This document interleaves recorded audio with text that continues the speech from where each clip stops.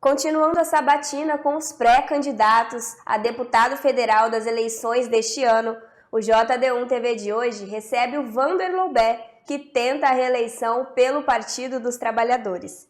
Deputado, bem-vindo aos nossos estúdios. E para iniciar o nosso bate-papo, por que o senhor quer mais um mandato? Opa, tudo bem, Tayara? Primeiro, eu acho que a minha experiência como deputado, a relação e o conhecimento da casa, e eu estou muito convencido de que nós vamos eleger o presidente Lula, vou estar contribuindo muito no sentido de construir um novo modelo de governabilidade para o país, que é o que está propondo o presidente Lula, que é importante. Não basta se ganhar uma eleição de presidente se você não tiver uma base de apoio programática para não cometer os erros que nós já cometemos lá atrás. E eu acho que a minha experiência de vários mandatos vai contribuir muito e também ajudar o nosso Estado. Eu não tenho dúvida, os recursos são muito concentrados no governo federal e essa experiência e essa capacidade de articulação que eu tenho, posso contribuir e ajudar cada vez mais a trazer os investimentos que ainda tanto o nosso Estado precisa,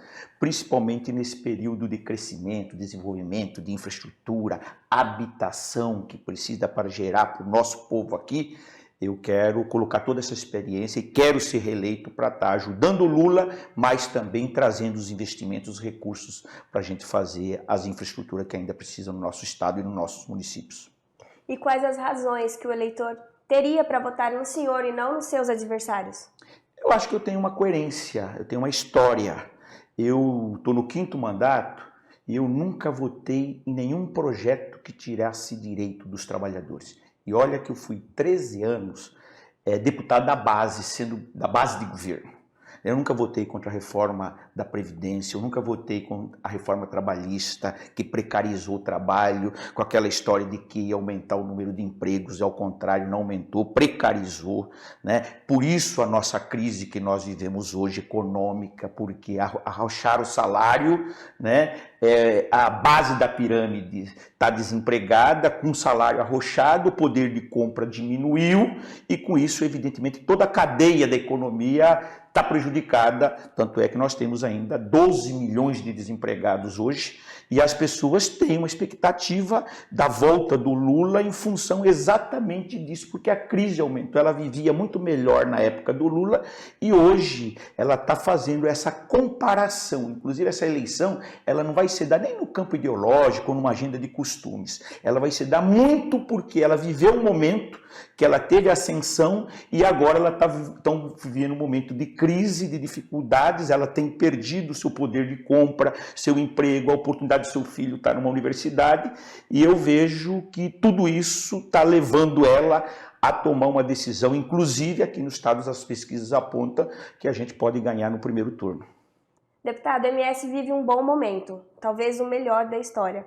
Uma vitória do PT a nível nacional mudaria algo nesse contexto? Eu acho que esse momento que o MS vive é um momento que deve-se muito principalmente às medidas e os pilares que nós construímos em 2002, quando elegemos o Zeca. Imagina esse estado sem o Fundeiro-Sul. Quem criou o Fundeiro-Sul? Foi nós, que hoje permite ter uma receita de quase R$1 bilhão para investimento em infraestrutura. Nós que quando nós governamos, tínhamos 16 municípios que não eram interligados com asfalto. Nós deixamos um município só. Hoje o Fundeiro-Sul permite você utilizar 50% da sua receita para investimento em infraestrutura nos municípios. Quem que criou o Fundo de Investimento, o FIS, o Fundo de Investimento Social, que permite hoje você ter, na época nós tínhamos 100 mil cesta básica para atender a população de baixa renda. Hoje é o cartão, fruto da política que nós construímos, que não tinha política social nesse estado. Terceiro, o Fundo de Investimento da Cultura. Foi nós que criamos o Fundo de Investimento do Esporte, que atende às federações, às confederações, ligado ao esporte amador. E também os grandes na área da cultura, o Festival de Inverno de Bonito, o Festival Sul-Americano de Corumbá, Ou seja, são políticas e marcas que nós deixamos e que depois foram aprimorando, né? Mas mais do que isso, o Lula governou esse estado com o PAC. Pega em Campo Grande as grandes obras de infraestrutura que liga aqui, foram feitas na época do nosso governo. Deu uma outra cara para Campo Grande, investimentos na Minha Casa Minha Vida. Olha a quantidade de habitações que foram feitas. E foram feitos no governo do André Putinelli, foram feitos no governo do Zeca, foi feito ainda uma parte na época da Dilma no governo já do Reinaldo. Ou seja, nós investimos nos estados e municípios. E essa é a saudade. E eu vejo que a eleição do Lula, pelo contrário, vai permitir criar grandes programas de infraestrutura que esse país precisa para retomar seu desenvolvimento econômico e gerar emprego e principalmente voltar ao programa Minha Casa Minha Vida, né? Que, aliás, essas 300 casas que foram entregues aqui agora, com a presença do presidente, foram lá da época da Minha Casa Minha Vida, ainda que concluíram agora. Ou seja, nós estamos preparados para governar esse país, porque nós já governamos e melhoramos a vida das pessoas. E eu acho que essa é a saudade que se tem, e eu quero, como deputado federal, estar ajudando o presidente Lula com toda a minha experiência como parlamentar lá no Congresso Nacional e ajudando o Mato Grosso do Sul, que, aliás, ajudei muito no governo, mesmo o governo André, quando o André era governador, e muito agora nesses 8 anos na parceria com o Reinaldo Zambuja. Ainda falando sobre o seu partido, o senhor com outros membros do PT passou por um calvário jurídico. Isso acabou? Acabou. Eu acho que essa narrativa nós ganhamos, né? Vocês viram o que fizeram com o Lula e olha a posição do Moro hoje. Na verdade, um juiz, ele é único, que o deputado não tem, que o governador não tem, né? É a vitalicidade para ele julgar aquilo que está no autos. E o Moro foi parcial. E hoje, na opinião pública, a opinião pública reconhece que ele foi parcial. O que ele fez num conluio com o Dallagnol do Ministério Público, em qualquer país sério estariam os dois presos. Os dois presos. Né? Porque foi comprovado a troca de informação, ele manipulando em conluio com o Ministério Público, com o Dallagnol, no sentido, e mostra isso através da Intercept, daquelas gravações, né? Eles combinando o processo que eu perguntaria para quem está nos assistindo. Você gostaria que teu filho, teu pai ou você fosse julgado por um juiz parcial? Porque isso a gente não pode admitir. Se teve erro, não sou nada contra fiscalizar, tem que fiscalizar, né? Agora, o que não pode é ter parcialidade. Vou te falar o meu caso. E agora, eu ganhei de 5-0. Quem que vai me ressarcir todo o prejuízo que eu tive? Ainda bem que eu tinha muita autoridade, muito respeito e mantive o meu mandato. Mas eu fui acusado de um crime que eu não cometi, uma fantasia que o procurador-geral criou com uma pessoa que eu nunca tive na vida e que depois de 5 anos eu fui absolvido pelos 5 ministros do Supremo. Não foi por 3, não foi por unanimidade. E agora eu pergunto, e o prejuízo que eu tive político? Porque a gente vive da reputação, a gente vive da nossa imagem. Mas graças a Deus e a minha determinação, né, a confiança que o povo sul-mato-grossense sempre teve com relação à minha história política, me devolveu e eu vejo hoje que eu disputo com muita chance de reeleger pelo trabalho, pelo reconhecimento e pela coerência que eu sempre tive como deputado. Wander, falando em estatísticas agora, o Lula não tem menos do que 30% nas pesquisas aqui do estado e os candidatos ao governo e ao Senado ficam na casa dos 3 a 4%. E por que o senhor acha que acontece esse abismo? Eu acho que, primeiro, o Amaduce, 3 dias antes, aparecia com 2, abriu as urnas, fez 10%. Né? E o Haddad fez 46% dos votos no segundo turno. Por isso que eu estou muito convencido que essa eleição não tem narrativa para a terceira via. Vai ser uma eleição agora plebiscitária, nós estamos entrando. Não tem espaço nem para Simone crescer, na minha opinião, nem para o Ciro crescer. Essa eleição vai ser um plebiscito entre o governo e aqueles que não estão contentes com o governo, que vê no Lula essa terceira, segunda, quarta, quinta via. E acho que isso vai vincular os nossos candidatos. Nós tiramos no nosso encontro sábado, mantivemos a candidatura da Gisele ad referendo da direção nacional e do Tiago Botelho, que na nossa pesquisa já aparece com 6%, a Gisele com 3%. Né? Eu acho que se ela conseguir vincular e se a gente conseguir expressar isso, e vai depender do desempenho dela, nós temos chance de chegar no mínimo a 50%, na minha avaliação, dos votos que o Lula vão ter aqui no estado. Ou seja, se o Lula fizer 48%, 50% dos votos no estado, ela tem chance de chegar acima de 20%, e eu acho que aqueles candidatos que chegarem num quadro pulverizado aqui no estado têm chance de ir para o segundo turno, e nós já fizemos isso em 98 com o Zeca. 15 dias antes o Zeca aparecia com 12, abriu as urnas, foi nós e o Baixa para o segundo turno. Eu já vi eleição que era quase impossível ganhar e nós ganhamos. Essa eleição nem o Lula acreditava no Zeca.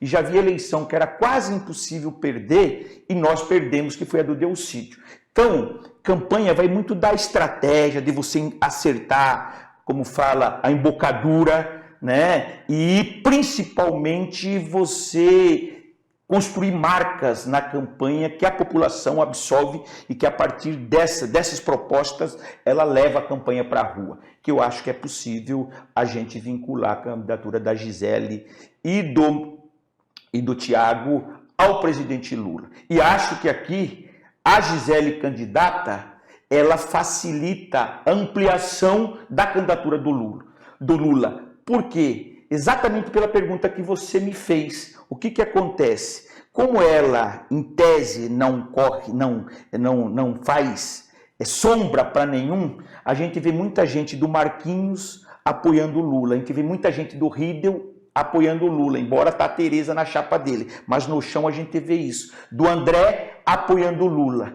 É por isso que o Lula tem mais de 40% aqui no estado. E vai depender da nossa capacidade de vincular esse voto com a Gisele, que eu acho que muito quem vota no Lula, vota na chapa completa. Por isso que eu acho que a gente tem chance também de fazer 4 deputados estaduais e 2 federais. Essa polarização a nível nacional deve acabar na eleição presidencial? Eu acho que não acaba. Eu acho que o modelo de eleição que nós vamos ter, a regra para essas eleições, elas vão reduzir o número de partidos. Nós vamos viver aqui, na prática, na campanha, uma coisa que nunca aconteceu. Porque agora o partido tem que fazer no mínimo 80% do coeficiente para disputar uma vaga. E muitos partidos não vão fazer. Porque se não fizer 140 mil votos, não elege um federal. E aí um dos candidatos tem que fazer no mínimo 20%. Eu acho que essa vai ser a dificuldade que muitos dos partidos vão ter. Com exceção já dos partidos mais tradicionais, como o PSDB, como o PT, como o MDB e o PSD. Né? Eu acho que esses 4 partidos têm condições muito fortes de fazer no mínimo um deputado. Deputado, agora vamos falar do seu município. A Rota Bioceânica em Porto Murtinho vai dar uma outra cara para aquela região. O que o senhor acha desse investimento? Já está dando, isso é uma luta de 30 anos, né, que nós devemos a muitos. Eu lembro que lá atrás, e assim, não tirar no mérito de ninguém, acho que todos na história deram sua contribuição, mas o Heitor, que foi prefeito, Dona Miriam, depois o Abel, o Nelson Sintra, que é o atual, todos trabalharam, desde a nossa época do governo do Pedro Ocean, depois paralisou um pouco no período do Wilson, o Zeca trabalhou muito isso, nós trabalhamos muito no governo e está se consolidando. O corredor, né, a rota, né, não é um corredor, essa é a diferença. Tem uma diferença enorme entre rota e corredor. Corredor basta uma estrada se interligar. Nós precisamos construir essa rota que ela vai desde a questão da cultura, da gastronomia, da troca de experiência, da integração. E eu acho que isso vai beneficiar não só Porto Murtinho, toda aquela região já está sendo beneficiada. Porque o desenvolvimento vai chegar, né? Seja na área da cultura, seja nessa área da agricultura, seja aquilo que a gente vai importar do Chile, da Argentina, ou seja, nós vamos fortalecer muito o Mercosul e importar também 17 dias de viagem, nós como exportadores de commodities, as nossas exportações de minério, de grãos, né, de soja, de milho, né, lá para a Ásia, que é mais importante, e com isso nos torna muito competitivo, e essa rota ela vai cada vez mais se consolidar. A preocupação que eu tenho é fazer com que as pessoas que estão há muito tempo possam ser integradas nessa rota, né? Porque senão só vem gente de fora. Nós estamos numa parceria com a Universidade Federal, qualificando a mão de obra, mostrando um estudo que a Universidade Federal está fazendo com o meu mandato, no sentido de mostrar para os ribeirinhos, para o pessoal ali dos assentamentos, da agricultura familiar, aquilo que eles podem também produzir para ser integrado na rota. Isso tem mercado muito para os nossos países aqui da América do Sul, que dá para a gente exportar também e valorizar e dar renda para essas famílias. Eu estou muito otimista com a rota e acho que a rota, eu dei uma parcela muito grande de contribuição, como todas essas pessoas que eu já citei. Deputado, nós queremos agradecer a sua participação aqui nos estúdios e, para encerrar, o senhor pode deixar as suas considerações finais. Eu estou muito otimista. Essa eleição, eu acho que é uma eleição que nós estamos fazendo o dever de casa. Eu vejo que a gente ampliou muito as alianças nos estados, que é muito importante, né? E isso me dá muita segurança do que nós temos tudo para mudar a realidade desse país a partir do ano que vem, com a experiência do Lula, né, de um governo que não vai ter perseguição, de um governo que vai respeitar as instituições, que vai respeitar os poderes. Nós precisamos voltar ao diálogo, de dialogar com o setor. Você pode não concordar com tudo que eu penso, nem eu com você, mas a gente tem que ter a capacidade e a ternura de se relacionar. E eu acho que essa chapa Lula e Alckmin vem muito nesse sentido, de a gente restabelecer as relações e de construir um país como nós sempre tivemos, um país humanitário, um país que não gosta do ódio, né? E eu estou muito otimista em relação a esse momento que nós estamos vivendo, e eu quero pedir, né, e que sou candidato à reeleição no sentido de estar ajudando a construir nessa direção que eu vejo que nós temos condições de construir um país sem ódio. Td1Noticias.com, a notícia no seu celular.